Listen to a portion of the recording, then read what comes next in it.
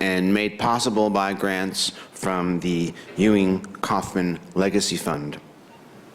So, tonight, we're offering you something of a ringer.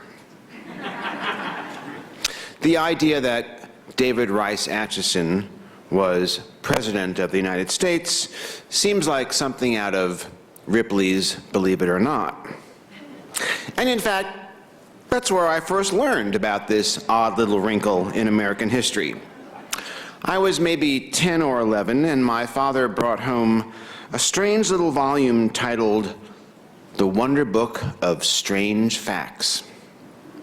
It was a compilation of hundreds of items from the Ripley's Believe It or Not syndicated features that used to be a staple in most major metropolitan dailies across the country. And amidst the tales of the odd and the bizarre, a woman who could apply a blowtorch to her tongue and not get burned, a contortionist who could sit on her head, a Civil War veteran who coughed up a bullet that had struck him 58 years earlier. In the midst of all this was the story of David Rice Atchison, a guy who was president for a day and who mostly slept through his term of office. I hadn't given this much thought since that time until a few months ago when I ambled up to Atchison on one of my Kansas walks. And there, in the Atchison County Historical Society, are a collection of display cases that are billed as the world's smallest unofficial presidential library. It's a tribute not only to Atchison's namesake, the namesake of Atchison County, Atchison, Kansas, but to this man, who was a Democratic U.S. Senator from Missouri, who maybe kind of sort of served as chief executive for a 24-hour period that took place 165 years ago today. So, Chris Taylor, the executive director of the Atchison County Historical Society, was kind enough to show me around, and I thought I'd return the favor and bring him here. Tonight, he'll provide a whimsical review of the Atchison administration, its notable accomplishments, its entire cabinet, and its chief foreign policy successes. More significantly, he's going to offer some insights into a guy who was a key player in the pre-Civil War era, a vehement proponent of slavery, and a Missourian who became so consumed by bleeding Kansas in the 1850s that he opted to end his political career much sooner than might otherwise have been the case. After attending Virginia Tech, Chris started his professional life as a journalist. He rose to the rank of managing editor of the Atchison Daily Globe. Since 1999, he's been directing the Atchison County Historical Society. Ladies and gentlemen, please welcome Chris Taylor.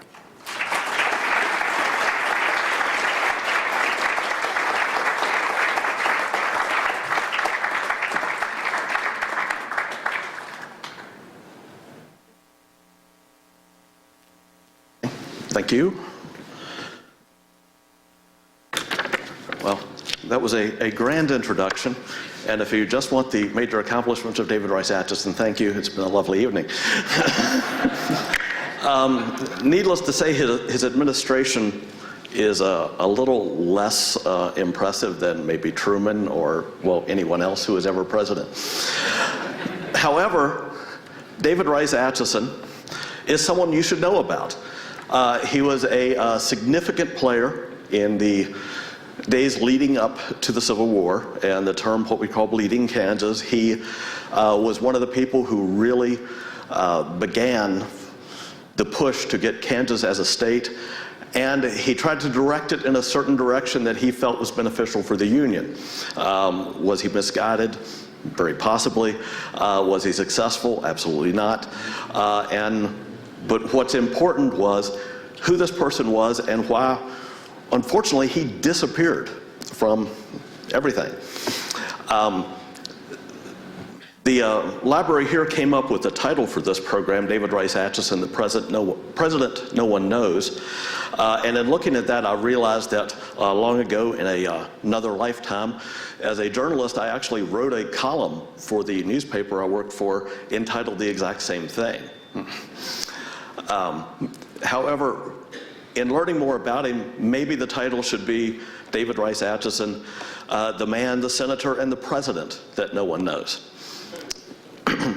What I find most interesting about David Rice Atchison, and what stirred the creation of our presidential library, is, besides, of course, his 24 hours of infamous status as president, is that this man, who was nearing the pinnacle of his political career, who was considered one of the most able senators and statesmen of his time, a man so well respected by his colleagues in the Senate, he was elected president pro tem of the Senate again and again, making him the third most powerful man in the country.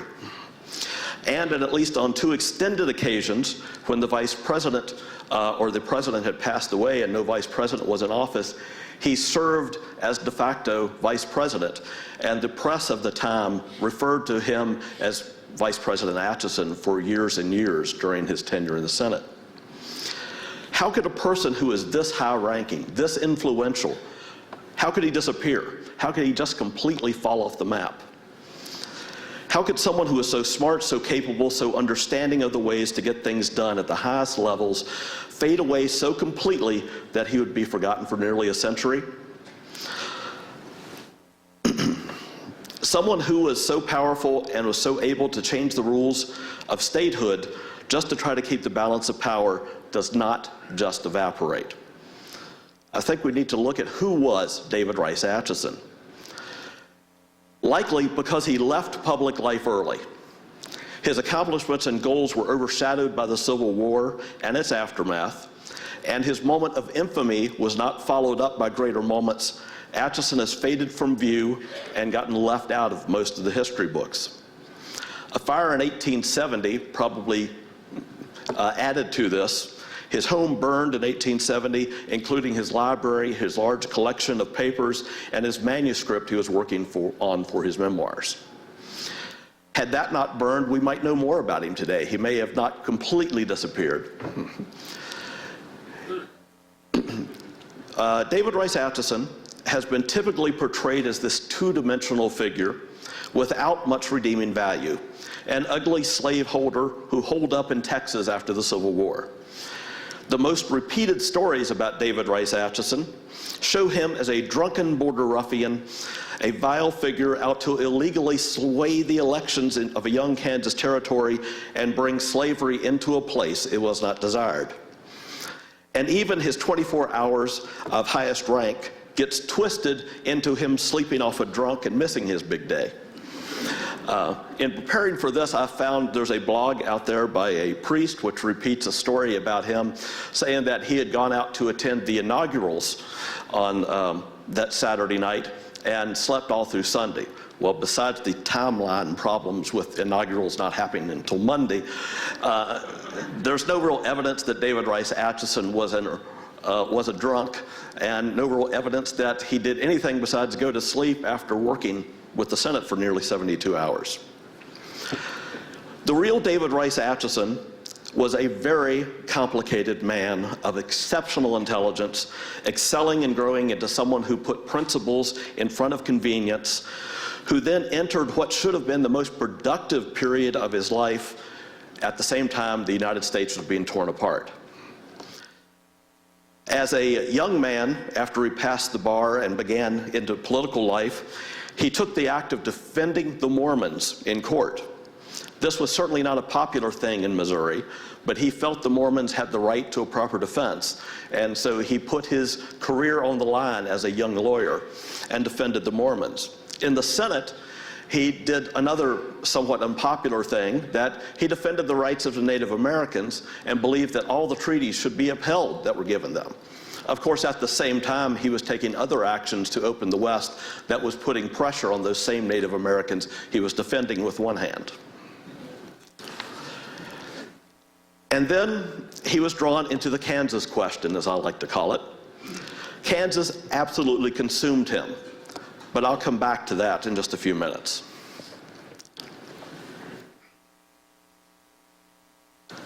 David Rice Atchison has a lot of things going for him through his career. And one of the things I've put together is a little fact sheet so that when someone comes in and wants to know more about David Rice Atchison, someone wants to do a story on them, I can give them a little fact sheet that gives them a brief synopsis of who this person was and why we should care about who David Rice Atchison was. Of course, it starts out with that he is the real 12th president of the United States, and I'll let you make that decision on your own a little bit later tonight. He was born in Frogtown, Kentucky on August 11th, 1807. And this leads into one of the self-deprecating humor of David Rice Atchison. He always said, "I was always a big frog in the puddle." He died in Clinton County, Missouri, January 26, 1886. He never married, but raised his nephew as his own after his brother's death. He attended Transylvania University in Lexington, Kentucky. At the time, it was considered the equal of the premier Eastern colleges, Harvard and Yale. And it still exists, by the way. Transylvania University is still there. Atchison entered college as a freshman at the age of 14 in 1821. To give you an idea of how smart he was 4 years advanced for anyone else in his entering class into Transylvania University. He graduated in the class of 1825. His classmates included 5 future senators, including Jefferson Davis, who would become a lifelong friend. As a senator from Missouri, he was a Democrat, and he served from 1843 to 1855. President pro tem of the Senate from 1846 to 1850, and then again 1852 to 1854. The only time there's a 2-year gap where he did not serve as president pro tem, he deferred to the longest serving member of the Senate at the time, who would later become a vice president, who passed away as vice president, and David Rice Atchison replaced him as acting vice president. In 1853 to 1854, under President Millard Fillmore, he served as acting vice president, like I said, after the death of President Taylor.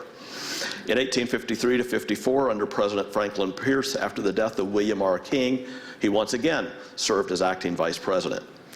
Of course, the vice president didn't have quite as much to do as they do now. They literally presided over the Senate and voted whenever there was a tie vote, and that was their only duty. And the Senate often refused to give the vice president the funds to hire a secretary, even at that time. As he began his career, he served as a circuit judge in Missouri, and then served in the Missouri legislature.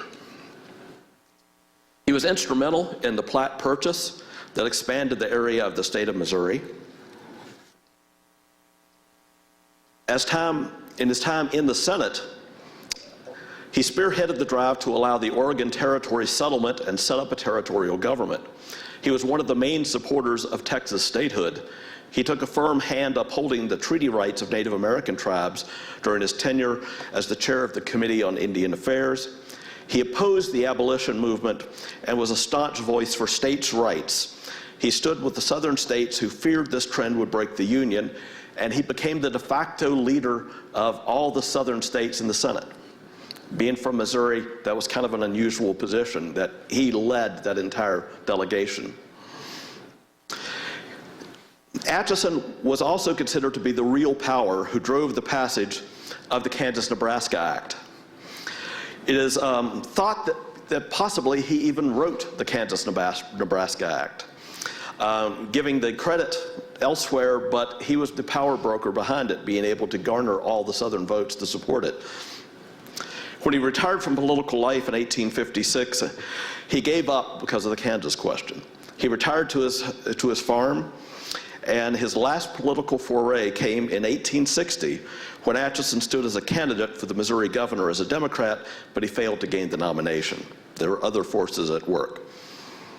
He refused to serve the Confederacy during the Civil War, but he came to the service of his state of Missouri and served among other positions as a general in the Missouri militia. He was instrumental in enacting a defensive-offensive treaty, which I'm not sure exactly what that means, but it sounds like a general treaty with the Confederacy. I think they're trying to say a defensive treaty, but they wanted to say they could be offensive if they wanted to. That was a joke, in case.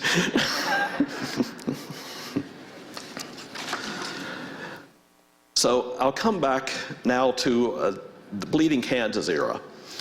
And I'm not going to spend a lot of time on that. They told me this isn't something you have to spend a lot of time about Bleeding Kansas. You've kind of touched on it in other programs. But I think it's really crucial to understand what happened to David Rice Atchison. You have to know his involvement. First, it starts with the Kansas-Nebraska Act, as I just mentioned. While Stephen Douglas gets the credit, Atchison said in numerous public speeches that he was the person behind the Kansas-Nebraska Act.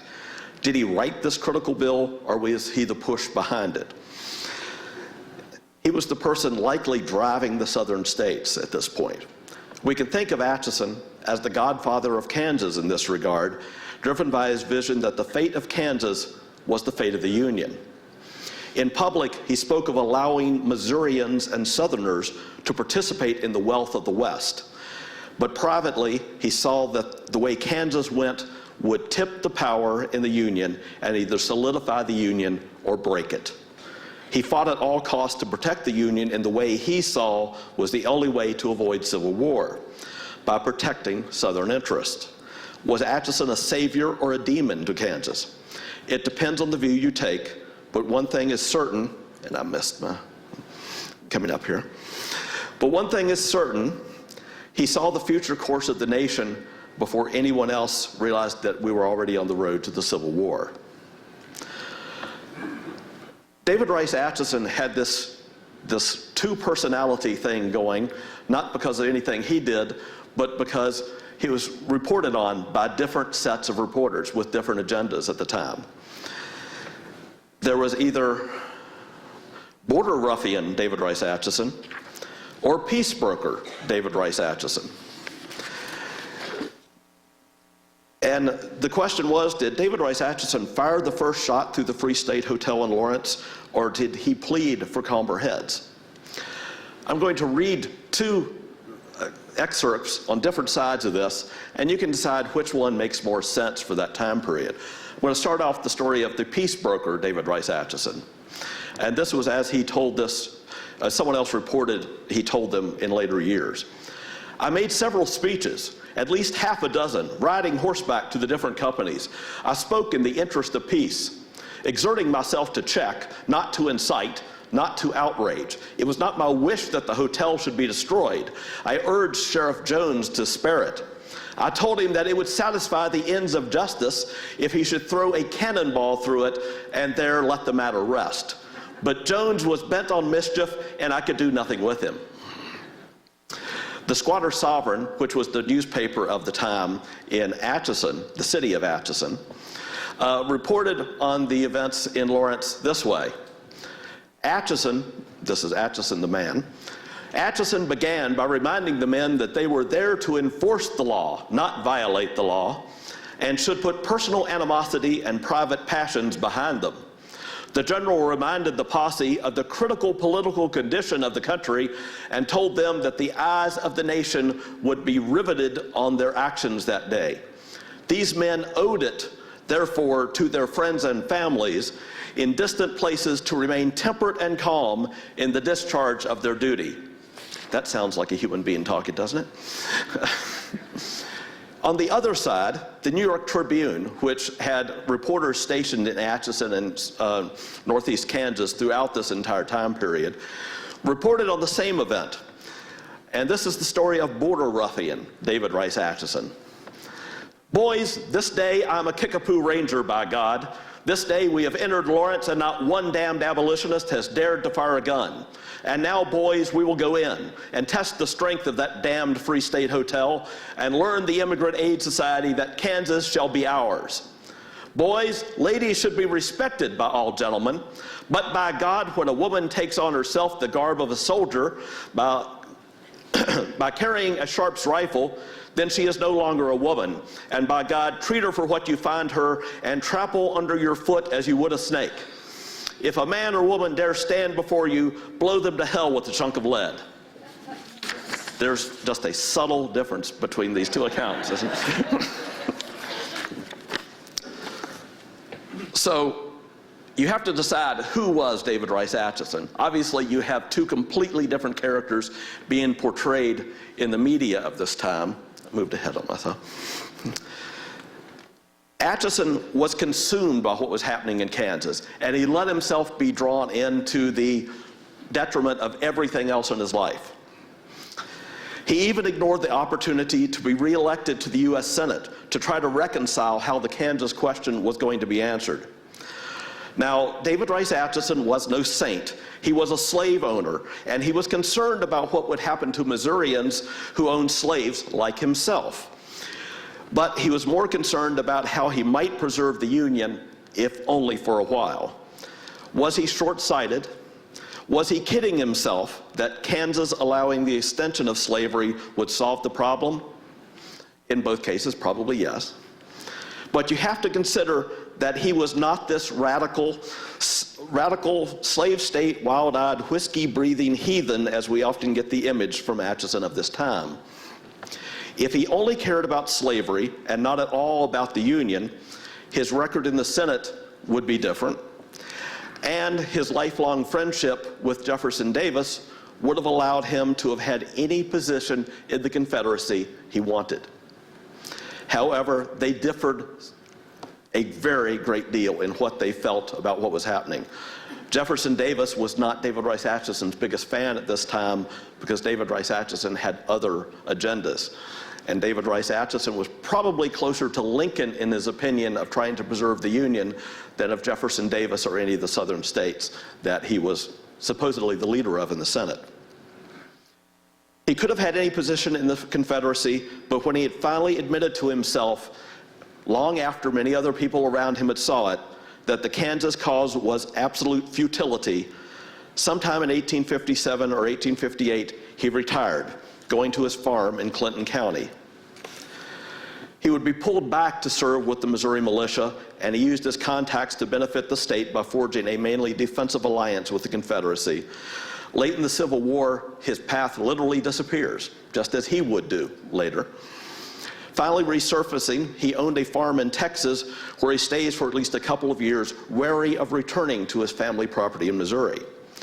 During this time period, he writes some letters to his brother, still in Missouri, and you can see there is this dual thing going on again, that he's concerned about his property and how Missourians around them are being able to keep their property, but he's also writing what to do with the slaves that he has with him, his family slaves that he has with him in Texas. And he points out that no one desires them, and he is afraid to let them go because he doesn't think there's any way they could support themselves at the time, because Texas was probably not a very good place to be a freed slave at this time period. So you see there's two things going on. He's concerned about the economics of slavery, yet at the same time he does have a concern for the people who are now freed that he has had a responsibility for in at least some feeling. But once again, we're not putting it in a good light. He was a slave owner, and that's an institution that can't be defended. But he's in this interesting position that he's been straddling this line between two things that are going on for so long. And he's finally given up on politics. And he's kind of at a loss for what to do at this point. And he finally does return from Texas, but it's kind of an interesting time period to see that this person who is so involved in everything is now sitting it out on the sidelines, just trying to stay out of the way until things settle down. So you kind of have a picture who David Rice Atchison is. Now we come to the question, was he or wasn't he? In 1849, he was a senator on the rise. He was very well respected. Everyone thought he was probably someone who had a long way to go in his future. And in a different timeline, in a different time period where the Union did not split itself apart shortly after, we very well may be talking about him as someone who was actually a full-term president at some point. It was certainly mentioned during his career in this time period. But at this point, I'm going to lay out the reasons why for 24 hours he may or may not have been president of the United States. The Congressional Globe and the Journal of the Senate lay out a series of events that are pretty easy to follow as you make a case for what happened in this unique 24 hours. First, President-elect Zachary Taylor decides not to ascend to the presidency on the normal day, March 4th, 1849, because that day fell on the Sabbath. And that, of course, is 165 years ago today. Second, on February 9th, 1849, Thomas Hart Benton, the other Missouri senator, presents the credentials of David Rice Atchison from the legislature of the state of Missouri, re-electing Atchison to another term from 1849 to 1855. The acceptance of these credentials extends his term in the Senate, of course, without a break. The third point, on page 293 of the Journal of the Senate, it relates to the departure of Vice President George M. Dallas. I'll relate a little bit about what Dallas said at this time, and this occurred on March 2nd. As Dallas was getting ready to leave, he says something that points out a very salient fact to deciding whether David Rice Atchison was president or not. This is George M. Dallas, Vice President. Gentlemen of the Senate, the close of my official term being near at hand, I conform to an established and convenient practice by withdrawing from the deliberations of the body and thus creating the occasion for the choice of a temporary president. So I'll point that out again. He conforms to established and convenient practice, withdrawing to force the creation of the choice of a new president of the Senate. He went on to thank the Senate for their countless courtesies, and noting that his constitutional duty to break tie votes in the Senate had occurred 30 times during the Polk administration. He uses very flowery language going on and on about this for about a page, and then he comes to the end. My draft of your generous indulgence is a heavy one. When I ask you to forget or overlook the many imperfections with which the duties of the chair have been discharged, its labors occasionally more arduous and anxious are always more absorbing than is generally supposed. And I undertook them with an oppressive consciousness of inexperience. Now that I am finally relieved from my burden, let me say that I shall take back to the private pursuits whence I was unexpectedly called, the most grateful recollections of your kindness and an ardent wish that your toils to advance the prosperity of a country beloved by us all may be rewarded by the purest public favor and the prolonged lives of happiness and honor. In other words, to put it in today's talk, thank God that's over, I'm out of here. George M. Dallas had an exceptional desire to have a great political career, but he had no political energy. Being vice president wore him out. And being Polk's vice president most especially wore him out because Polk made no friends. Polk was a one-term president. He intended to be a one-term president, and the first thing he did was declare war on Mexico. And then he threatened to declare war on Great Britain and Canada. He was trying to fill out all those corners of the map of the continental United States.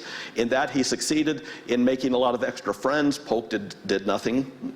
And George M. Dallas suffered the consequences of that because he hoped to have a political career after being vice president, but his career was ended and we never heard of George M. Dallas again. And in this case, probably with good reason. So immediately after Vice President Dallas's exit on page 293 of the Journal of the Senate and page 646 of the Congressional Globe, Senator David Rice Atchison is chosen Senate pro tem, and word of this is immediately sent to the House and to President Polk. This put Atchison third in line to the presidency. Of course, now with Dallas gone, he is second in line to the presidency. And he is in this line of succession because of the absence of the vice president. Even though Atchison had held this president pro tem over the last 3 years on numerous times when the vice president was absent, Atchison chose this time to thank his colleagues in the Senate in such a way that it makes you think that he realized there was something a little different this time. This is David Rice Atchison addressing the Senate that day. Senators, I cannot refrain from returning to you my heartfelt thanks for the repeated honors you have conferred on me, that I will endeavor to discharge the duties of the station faithfully and impartially. So in the past, he hadn't said anything other than accepting it, and this time he felt he had to address them for some reason. The fifth step, David Rice Atchison leads the Senate through its duties until the end of the session, including a 25-hour straight session of the final day of the 30th Congress, beginning at 6 a.m. on Saturday, March 3rd, until the adjournment at 7 a.m. Sunday, March 4th, 1849. At noon, President James K. Polk's term ends, and Polk is officially out of office. With the president-elect not yet assuming the office, the line of succession now falls to Atchison, who by this time is, of course, at home in bed asleep. And this is where people think that he was drinking the night before, but if you've been up for 25 hours in the Senate, or if you had read some of the stuff from the 25 hours, you would be at home in bed asleep too. With the president-elect now gone, with the president-elect refusing to come in, David Rice Atchison is awoken that afternoon.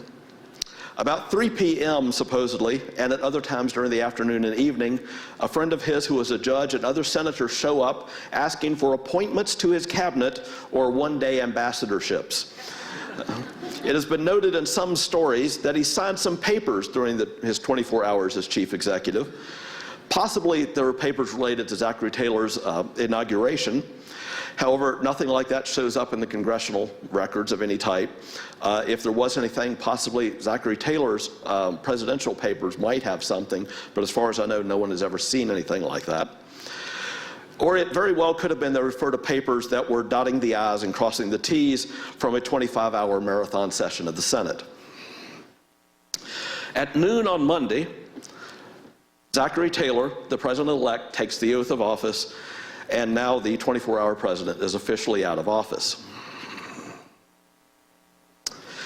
So I think this lays out a pretty ironclad case that for 24 hours from noon March 4th to noon March 5th, Senator David Rice Atchison was the highest-ranking elected official in the United States. The question is, does that make him president? Now, there are people out there who, of course, say no. One of them, if you ever look at the urban legend debunking website Snopes, they, of course, say this is false. They, however, use the same 3 reasons that virtually everyone who says this is false use. One is that David Rice Atchison was out of office as both a senator and a president pro tem since the 30th Congress adjourned. Second, the oath of office reason. If not taking the oath makes Taylor not president, then it also makes Atchison not president. And of course, third is the fallback one that everyone goes to. This whole thing was an invention of the early 1900s or 1950s and was not realized at the time. This is the reason William Parrish, who is the biographer of David Rice Atchison, and by the way, there's only one book written about David Rice Atchison by William Parrish. So certainly someone as this interesting should have more than one book written about him. But William Parrish falls back on that same that they didn't know about it reason. However, I'm going to try to point out that all of these have some holes in their theories. The end of term, I contend that the leaving message of Vice President George Dallas points out the common practice of the time was to force the Senate to put in place this president pro tem for succession reasons, because this was a time before the Secret Service and before antibiotics. And just to point out how fragile presidents were, 4 months after leaving office, Polk died, believed to be of cholera, and 16 months into his term, Zachary Taylor died, also likely of cholera. Zachary Taylor, in this case, on July 4th, he was out attending events celebrating Independence Day, and in 5 days, he was dead. This was a time where death came very suddenly, and the rules of succession, setting this up, was very important, because it was cold. A number of people had died while marching the inauguration route in very cold weather. So if all the senators were out of office, which I think you have to agree that if you're a senator, you're still a senator the next term, you're still in office. If you're out of office for that 24 hours in between, just think if that happened today and there were no ethic rules to abide by. Just think how much trouble our senators would get into every time a session ends. The oath of office thing It seems to me that most people making this argument are mixing up the rules of succession to the presidency as opposed to the rules of presidential transition. Now, I'm not a constitutional scholar, and I don't play one on TV. However, in what I've looked through, it seems that they're mixing up a lot of things here because this occasion is so unique. It is involving the rules of succession and the rules of transition, and they're mixing together in this case. Of course, transition is the peaceful transfer of power that occurs after an election of a new president, while the rules of succession apply to an event where a vacuum of power is left. Now, this occasion mixes these two, and you also throw into this the constitutional scholar hair-splitting exercise that a president-elect does not have to take the oath of office to be president, but he must take the oath of office to execute the duties of the office. So by that reasoning, Taylor was president but could not act. So at this point, you could fill in your own Ronald Reagan joke here if you've ever seen Bedtime for Bonzo. The point is, there is a 24-hour vacuum, and the laws of succession and the laws of physics should apply here, because nature abhors a vacuum, and pretty much so does the federal government. As soon as the president is out of office, there is a vacuum of power, and in this case, one of two things must happen. The line of succession immediately comes into play to fill the vacuum, which would mean David Rice Atchison, or Zachary Taylor must fulfill the duties of transition and take the oath of office to become president. Now, someone out there, I'm sure, is saying, and if you're looking at this up here, but David Rice Atchison didn't take the oath either. But the rule of succession says they don't have to take the oath until a convenient time. But of course, Zachary Taylor had never held an elected office. He has never taken an oath of office of any type. However, David Rice Atchison is a sitting senator, and he has taken an oath of office multiple times every time he's been elected. And if you look at these two oaths, they pretty much cover the same ground. So, at least to me, I think the oath of office argument is a difficult one to make stick. An invention of the 1900s or 1950s. This is the one that they all fall back to. And at this point, I have to say not so fast, because this is the ultimate argument they give to discount this rare incident. Snopes uses it as their "it doesn't matter anyway" argument, and so does William Parrish, the biographer. However, there is physical evidence, and in the newspapers of the time, there was one of two things that counted as a story. There were the long diatribes, took up whole pages at times, or there was a paragraph. And those were what they called stories typically at that time. Now, this argument is not only wrong, it is completely wrong, and here's why. The Daily National Intelligencer. It is the Washington Post of its time, and on March 10th, 1849, the National Intelligencer prints a note about David Rice Atchison as president. On the inside page, "President for a day, the Honorable David R. Atchison of Missouri, President of the Senate, was on Sunday last, by virtue of his office, President of the United States for one day." So no, of course, they did not know about this in 1849. Now, the next one not only shows that this got spread around the country, it got picked up for the National Intelligencer in many papers. This is from the Newark, New Jersey paper, and it includes the line, "His salary for that day was $68.50. So if we can find that pay voucher for $68.50, we have ironclad evidence David Rice Atchison was president for a day. Now, finally, what does David Rice Atchison have to say about this case? Depending on the time period, he said different things. At one point, he said he was president. At one point, he said he was merely the President pro tem, next in line if needed.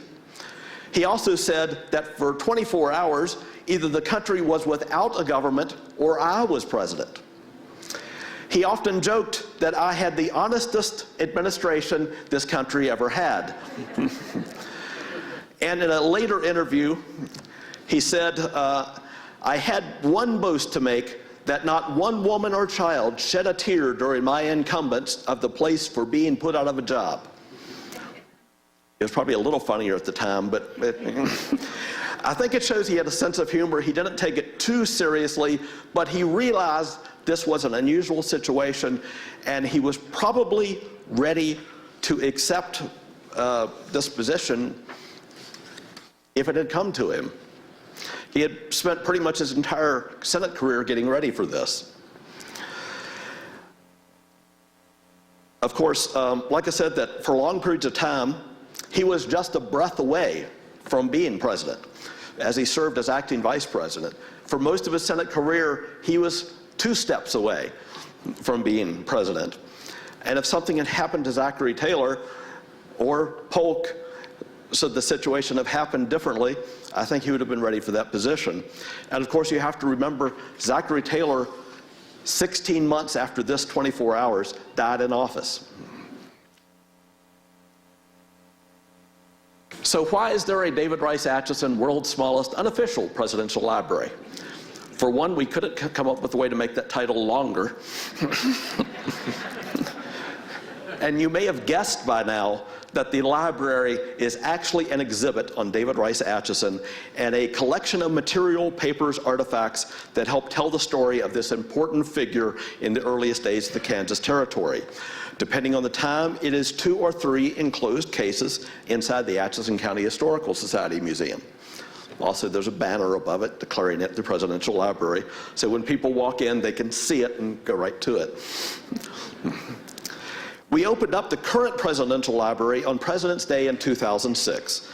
Although the idea came along long before that, maybe back as far as 1989, when we moved into the current building we're in, which is a large stone Santa Fe freight depot. The first time I saw it, the Presidential Library was a picture of David Rice Atchison, his sidearm, and a book cover. We did not actually even have the David Parrish book. We had a book cover wrapped around another book. So at some point, I took all of this down with the idea that if we're going to do this, we're going to do it right. We're going to have it informational. We're going to have the facts there and let people come in and decide, is David Rice Atchison a good guy or a bad guy? Was he president or was he not president? And so how big is the world's smallest presidential library? And I was informed there are some challengers out there apparently for us, but I am pretty confident we have this wrapped up. Originally, our exhibit, the Presidential Library, was 21 square feet. And then we made a major expansion when we acquired the National Intelligencer. We had to have room for that, so we expanded to 32 square feet. I thought about putting it in cubic feet, but that would make the number larger, so we won't do it. So how much space, after all, how much space do you need for a 24-hour presidency? And of course, when you spent no money, you declared no wars, you broke no promises, and you passed no bills. You don't need a lot of space. However, as a Senate career, he did do a lot of things, and we've tried to acquire as much of the material that's out there as possible about David Rice Atchison. What is the David Rice Atchison Library? There is, of course, an always growing collection of books, papers, and information related to David Rice Atchison, and all the presidential ties and visitors to Atchison County by other presidents and presidential nominees. Everywhere from Abraham Lincoln, who stopped in Atchison during his tour of Kansas in 1859, all the way to Harry Truman, who was in Atchison when the 1937 Mocan Free Bridge was dedicated. He was there giving a speech on the Atchison side of the bridge. Of course, the centerpiece of the exhibit is David Rice Atchison's Whitney Navy 6-shot percussion 36 caliber revolver.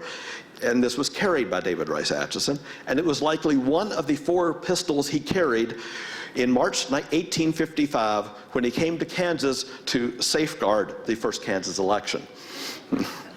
By the way, one of the things, there was a huge investigation. A 1,200-page book was produced by Congress investigating, and they decided David Rice Atchison did not vote illegally in Kansas. It took them 1,200 pages to decide that, but, you know. We acquired this gun in 1986 from Atchison's great-great-great-great-nephew, Earl M. McClanahan, who wanted it to be replaced with a significant weapons collection, and of course now it fits into our David Rice Atchison Presidential Library. Now, of course, every presidential library has to have a hall of presidents, and we do too. Ours is just a little bit smaller than most you've probably seen. These are the Marx Toy Company presidential toys from the 50s and 60s. And of course, this also gives us one more piece of evidence that David Rice Atchison was the real 12th president, because there is a man out there who runs a company producing all the presidents who were not included in the Marx sets. And of course, he produces not only everyone from Richard Nixon forward to President Obama, he also includes David Rice Atchison as the real 12th president. So of course, I mean, that should be the clinching reason right there.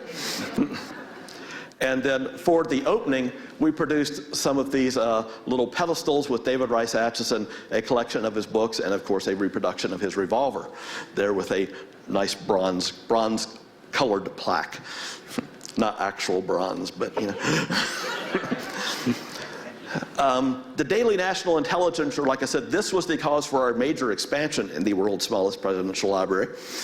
And this is something I think I'll share with you, that I'd been looking for this because I'd found a mention that there was an article in this newspaper about David Rice Atchison as president for a day. I looked and looked and looked, and finally I found a citation saying where this came from. The day I found the date of the National Intelligencer that had this little paragraph that I showed you earlier, I opened up my computer and I started looking online that evening when I got home. First thing I looked at was library websites to see who might hold microfilm of the Daily National Intelligencer. This was several years ago, and I had absolutely no luck of finding any listing for anyone with that holding. So I said, well, I'll take a chance. I know the date. I'll look on eBay. I opened up eBay. This is within 24 hours of when I found the date I was looking for. I opened up eBay, I typed it in, and there was one copy of a Daily National Intelligencer for sale. It was the date I was looking for. It has that in it. So I think this is one of those signs that we were meant to find this as the evidence to present to you.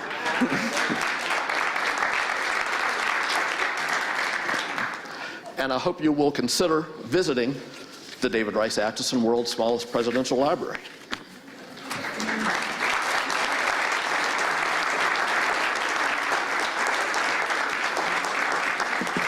Chris, thank you so much. That was terrific. I think we have a little bit of time if anybody has a question about the Atchison administration or David Rice Atchison's career as a senator, or what he did in his post-Senate, post-Civil War career. Chris is pretty knowledgeable about all these topics, and he'll be happy to answer your questions. Yes, sir.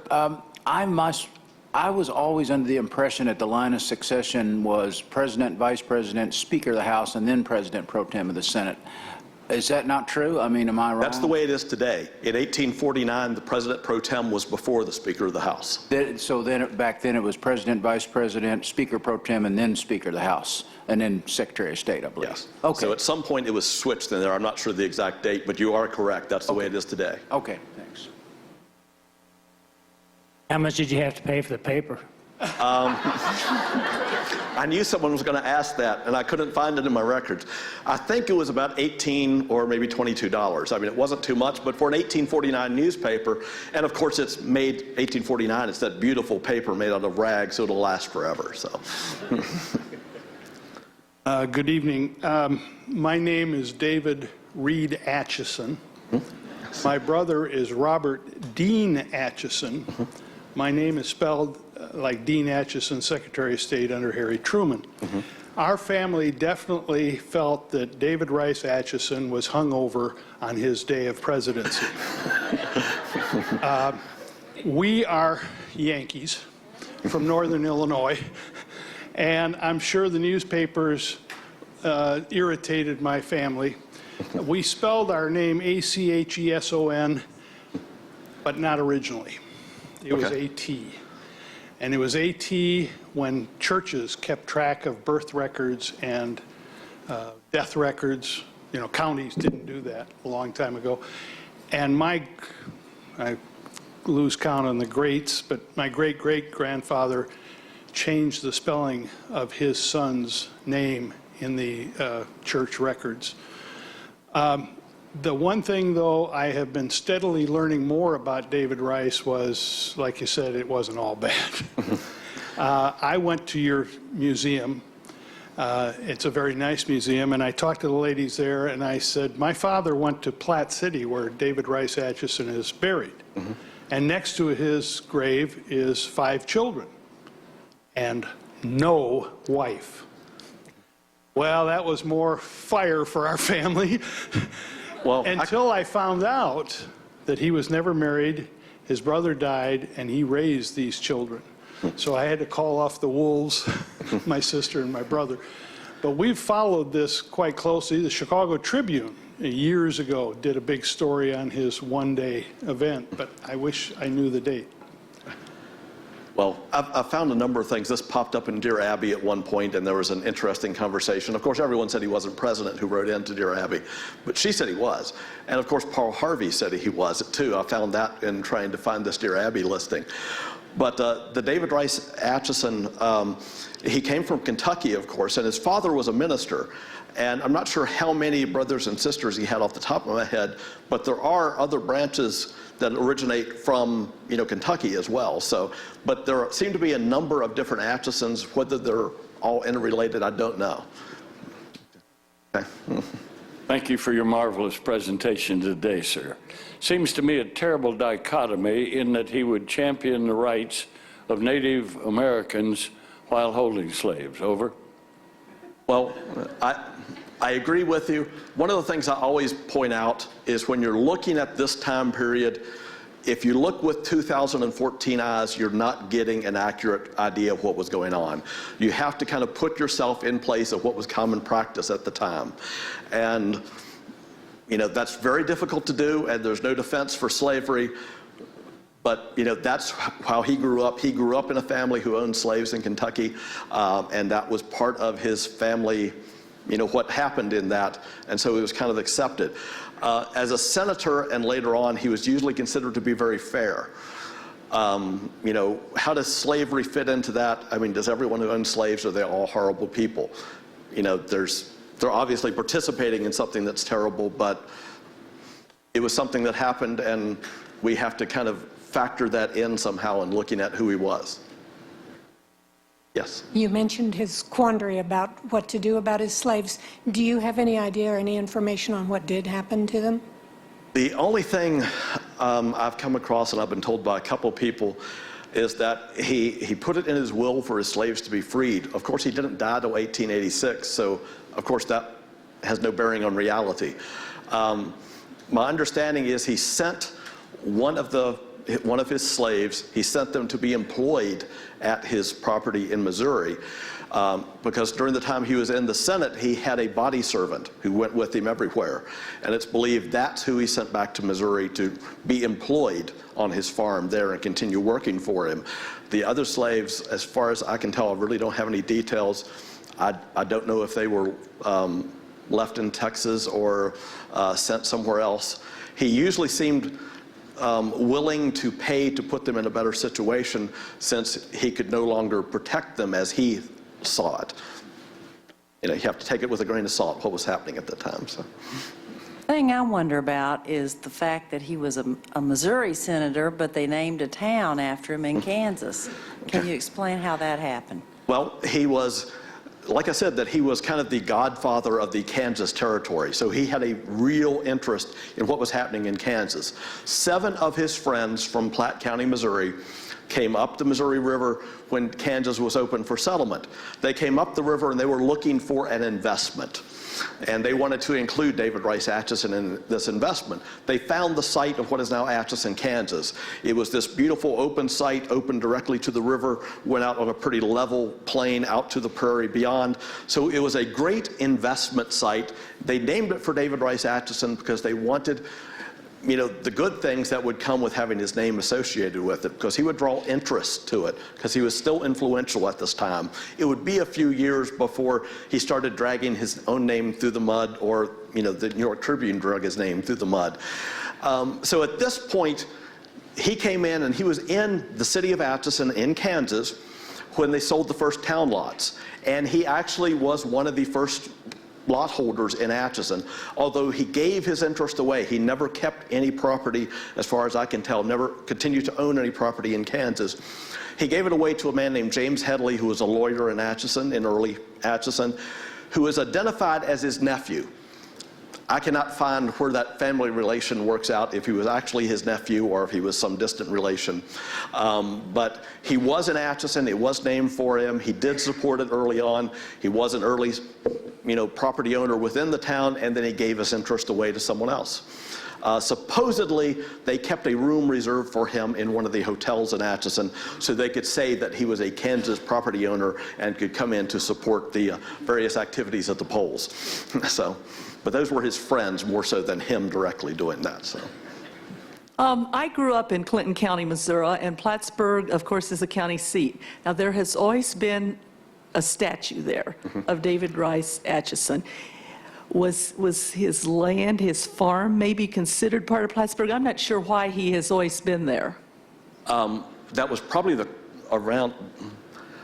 It's in front of the courthouse, correct? Yes, Is that it's right? in front of the I don't know if courthouse. that's the original courthouse from that time period. He probably worked in that courthouse because he was a lawyer. So Okay. someone has said. Okay. Okay, I was That's probably why it's located there, but he did own property in Clinton County. He did own quite a bit of property at one time, and of course that is where he lived, and he's buried there. Okay, he is buried in Clinton County. Yes. I thought I understood that he was There's buried a in Plattsburgh. YouTube video that I wanted to pull up to be able to use tonight, but I couldn't figure out how to yank it off YouTube at the time, and I forgot to bookmark it. But it shows someone coming out to find his grave, and it's completely covered by mown grass, of course. Okay, So, I didn't realize he was buried there.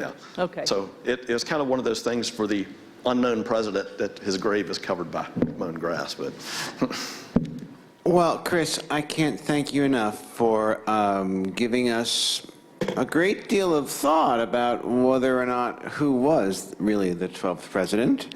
so can I ask, Oh, absolutely. who thinks David Rice Atchison was president for 24 hours? And who thinks Okay. he wasn't? Okay, the ayes have it. I think they accept the nomination. Thank you. Well, thanks a lot. I will say that the Atchison County Historical Society Museum is a delightful place, and Atchison is a great little town to visit. And I'm sure if you go there and tell Chris you heard his talk, he'll probably want to show you around a bit. Chris, thanks very much for coming, and we'll see you next time. Thank you.